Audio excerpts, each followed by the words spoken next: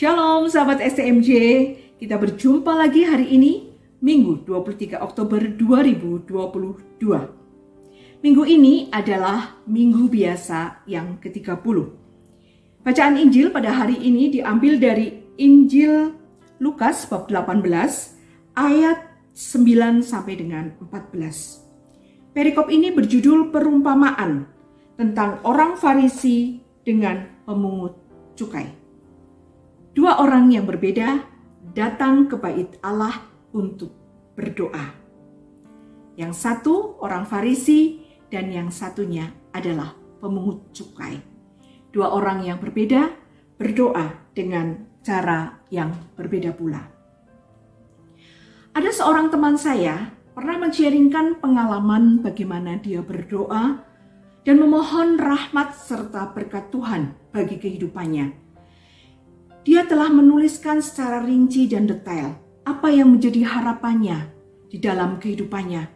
Dan melalui doa yang dia daraskan kepada Tuhan, ia sampaikan secara detail dan rinci, Tuhan mengabulkan doa-doanya. Kemudian ada lagi seorang yang lain men-sharingkan kepada saya bahwa dia sangat tekun untuk beradorasi, bernovena, berziarah, maupun juga bermati raga. Melalui cara-cara yang dia lakukan seperti itu, dia memohon kepada Tuhan untuk harapan di dalam hidupnya, dan Tuhan mengabulkannya. Bapak, Ibu, dan Saudara yang terkasih, sahabat STMJ, dalam perikop Injil hari ini, saya sangat terkesan dengan ayat yang ke-13, khususnya 13b. Bunyinya demikian. Ya Allah, kasihanilah aku orang berdosa. Saya teringat akan pengalaman hidup saya pada saat masa pandemi beberapa waktu yang lalu. Banyak orang di masa pandemi itu menyiapkan makanan sendiri. Jadi mereka menyiapkan sendiri di rumah masing-masing. Kecenderungan untuk membeli makanan dari luar itu sangat sedikit. Ada ketakutan. Ada kecenderungan ketakutan seandainya dengan membeli makanan di luar, mereka akan lebih dengan mudah tertular virus corona. Hal itu sangat berpengaruh kehidupan saya secara ekonomi, di mana usaha saya adalah berjualan kue kering dan juga camilan. Tentunya dengan situasi yang demikian, membuat penghasilan saya sangat berkurang, bahkan menurun secara drastis. Ada begitu banyak ketakutan dan juga keresahan yang saya alami. Bagaimana dengan keadaan dan situasi yang seperti ini, saya akan mampu untuk bisa memenuhi kewajiban-kewajiban saya. Seperti memenuhi biaya operasional toko, kemudian kewajiban saya terhadap para karyawan, maupun kewajiban-kewajiban lain yang harus saya penuhi.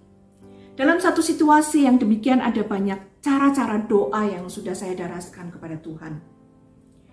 Namun dalam satu titik tertentu dalam permenungan saya dan refleksi saya, akhirnya saya hanya mendaraskan doa seperti yang dilakukan oleh pemungut cukai tadi.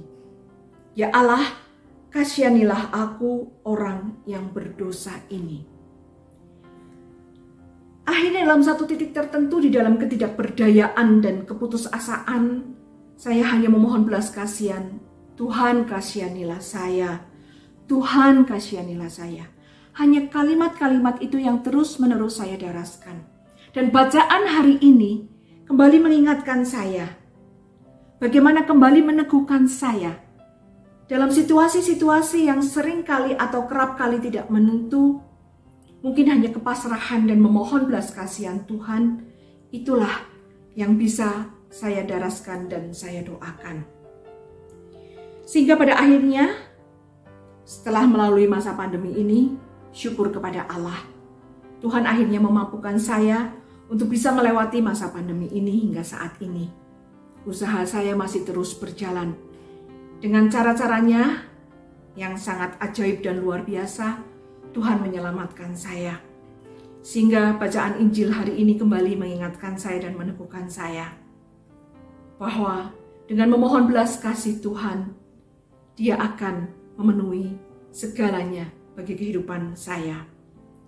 Ya Allah, kasihanilah saya, orang yang berdosa ini. Demikian, Tuhan memberkati.